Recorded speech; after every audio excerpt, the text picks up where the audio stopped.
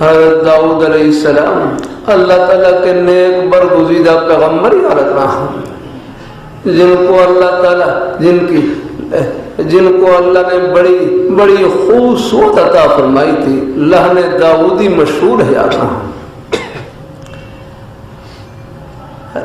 قرآن پاک ہے نا، قرآن پاک میں بڑی اللہ نے برکت رکھی الحمدللہ۔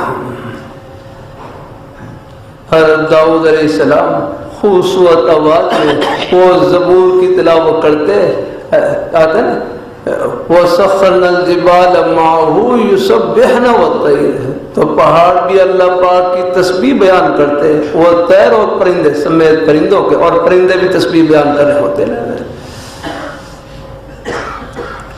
اللہ تعالیٰ اپنی مہربانی فرمائے، اللہ تعالیٰ اپنی مہربانی فرمائے، اللہ تعالیٰ اپنی بارگاہ مقبول فرمائے۔